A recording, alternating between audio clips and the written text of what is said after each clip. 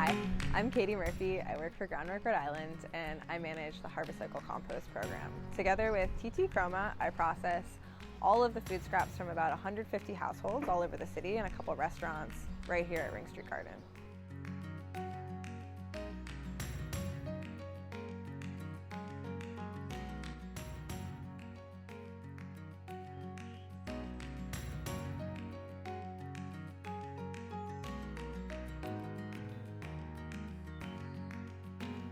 My name is Tetee.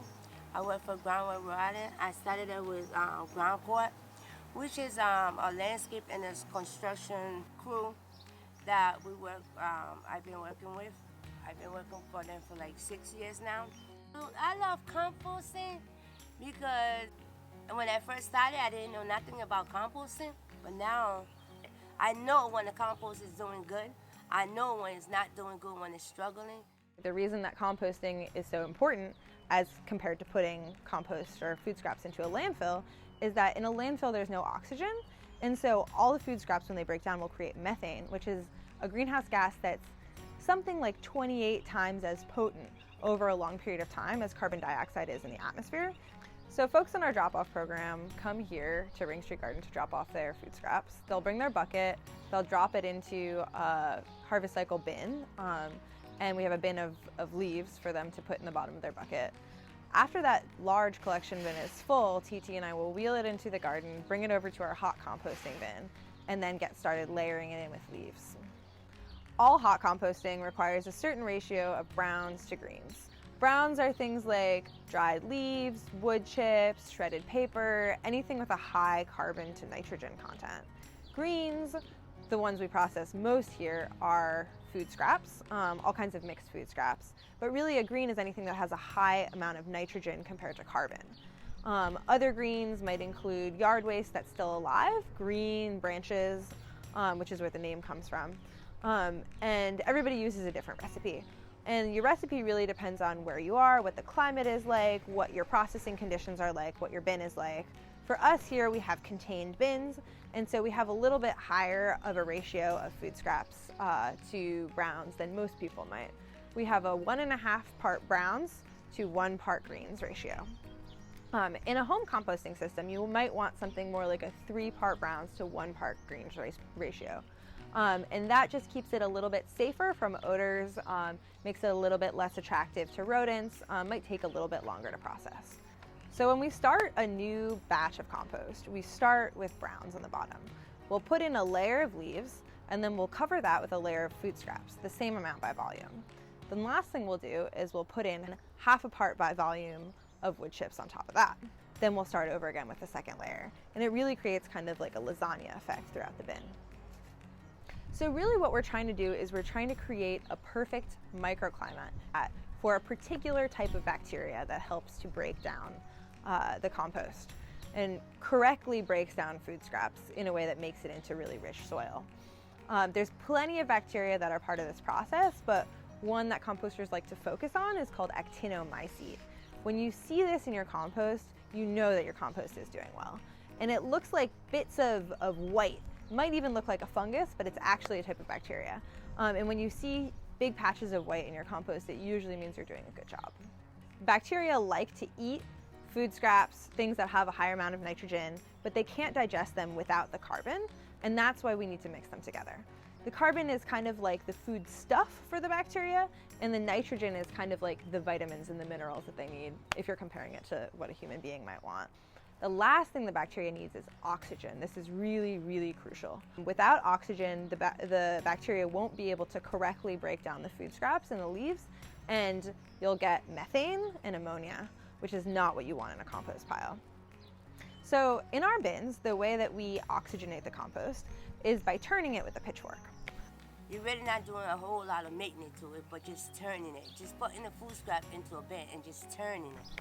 We'll dig out one corner of the bin, move all of the compost that's in that corner into the other 3 corners, and then slowly go corner by corner, moving each corner into the empty hole that we've created going around so that all the compost really gets fluffed up, it gets oxygen in it, and we make sure that the stuff in the bottom is turned to the top. Another way that you could do this if you have multiple bins is moving all the compost from one bin into another bin, and in that movement it gets turned and oxygenated. For us, we're a little bit tight on space. We need to be a little bit more efficient than that, and so we turn everything in one bin and keep everything in the same bin for its entire hot compost life cycle. So when we first create a new batch, we'll leave it for about a week without doing anything. Over the course of that week, it starts to heat up, the bacteria start to get to work. Sometimes you can use a thermometer to put it in and see how hot the compost is getting. After about the first week, our compost heats up to right around 120 to 130 degrees. By a week and a half, it's at 130 degrees solidly. According to composting regulations, the compost must be at 130 degrees for 3 days straight in order to be sterilized. What that means is that most of the bacteria, other than the main bacteria that you're cultivating, are killed off. Any kind of pathogens are killed off, viruses are killed off, which is very important during the coronavirus. We don't touch our bins until it's over 130 degrees for 3 days to make sure that we're safe from whatever's in there. And after about a week, it really needs oxygen again. So we'll go in there with a pitchfork, turn the compost, and then after that, we'll turn it about once a week. That first turn is very important. That's the time when it's gonna be the smelliest. And then after that, it's really gonna start to not smell as much like food scraps and start smelling more like soil. The first turn is where you might smell a rotting food smell. By the second turn, it might be a little bit more of an acidic or a cheesy smell, but it's definitely toned down.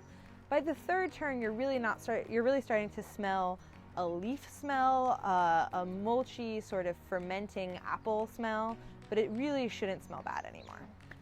So after a period of about a month and a half to 2 months, the piles start to slowly cool down. They'll go from 140 degrees to 120 degrees to 100 degrees or so, and that's when we know that it's okay to take them out of the bins and put them on our curing piles.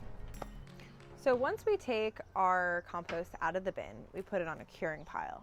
Curing is very important. Curing is basically how we get our compost to actually being the kind of soil that you want to grow plants in. As I was saying before, once it reaches 130 degrees in the bin, it's basically sterilized, and that's not a very rich ecosystem for plants to grow in. We want there to be all kinds of bacteria, we want there to be fungi, we want there to be different types of small insects and larger insects all living in this compost, which is what makes it so good. So when we put it on the curing pile, we basically just leave it in the environment for months. You can cure for a year and a half. At the very minimum, you probably want to cure for at least a month or two. In a home composting bin, you may not always get a hot compost. It takes a certain volume of compost to get really hot. If you only have a household amount of compost, it may never reach 130 degrees for 3 days straight. That does mean that pathogens are not necessarily killed off, but that doesn't mean that you can't compost that way. In an industrial setting, if we're going to sell the compost, we need to do that. But you don't necessarily need to do that for your backyard. A slower compost is actually very effective in creating a high quality soil. And in a lot of ways, it's immediately more effective. If you slowly compost over a year, it turns into a very high quality soil. And a lot of people actually think that slow composting methods produce a higher quality product. A windrow is a long pile of curing compost that's shaped a particular way in order to make sure it holds some moisture but not too much. So when you build your windrow of finished compost, and most home composters probably aren't building huge windrows in their backyard, but when we build our windrows, it's very important for us to get the right shape of windrow. You don't want it to be too flat, because what'll happen is rain will fall, it'll turn into a mush, it'll hold water, and it won't really cure properly. It'll be too wet. If you create really steep sides, that'll help dry your compost out, but in the summertime it might get too dry. In that case, you want to, whenever it rains, kind of flatten out the top so that water can fall on it. And you can kind of tell by picking up the compost and looking at it and feeling it if it's too wet or too dry. There's a squeeze test that you can do for moisture content. So if you squeeze the compost, a little bit of water should come out, but if enough water comes out that it's spilling out of your hand, that means that the compost is too wet. Too dry, you can also tell. It'll be dusty, it'll break apart. It won't really feel like a good soil that you would want to put on your plants. So how do you know when your compost has cured enough? For us, that's a question we're asking in the springtime when so many people want to buy our compost or we're giving it away to community gardens, and we want to know how much of it is ready to give away. I didn't leave the wood chips into it. Guess what? You have a brand new soil. It turned back into a soil. And then you can also use that soil to put in a garden. At the very least, you want your compost to have cured for at least a month or two. The longer it cures, the better it gets. It's like a fine wine or a cheese. But you can tell by looking at your compost. Does it smell? What does it smell like? It should smell like forest soil. Shouldn't smell like cheese, shouldn't be acidic. You shouldn't really be able to see pieces of food in it. If anything, you might see some tiny broken up pieces of eggshell. You might see some shells or little pieces of bone, things that take a very long time to break down. That's fine. In a lot of ways, that's actually good for your soil because it adds calcium. When you add compost to a garden bed, how much should you add? It's really different. People have different opinions on this. The advice I usually do is if you have a garden bed that has lots of good soil that you've been maintaining for a while, that plants have been growing well in, you probably only need about an inch on the top of the soil. If you're starting a new garden bed, you might want to mix up to a third compost with 2/3 of existing topsoil when you're creating the bed. And another thing that's important is you don't want to till the compost in if you have a high quality soil already, because there are important fungi and bacteria that have structures that are existing in the soil that will be broken up if you till it too much.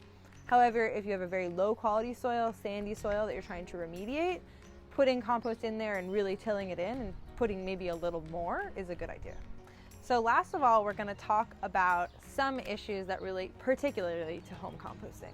A lot of the things we've discussed will apply to home composting. There are just a few slight differences. So first of all, you want to think about how you're going to select your bin that you're going to use. Different people do different kinds of things. Depends on how much compost you have. Depends on your situation. Are there animals that might come to your backyard? Are you in an urban area where rats might be a problem? Are you in a rural area where raccoons might be a problem, or deer? You want to make sure that your bins are animal proof. The best way to do that is with chicken wire. This is what we do with our bins. You want to make sure that the bottom of your bin has some passive aeration, some space, and you also want to make sure that there's something to keep rats or animals that dig from getting in the bottom. So depending on the type of bin you have, you're going to aerate the bin slightly differently. If you have a tumbler, you're going to turn it. And probably similarly to the bins that we have, you want to turn it about once a week. Make sure it gets a full turn, full aeration.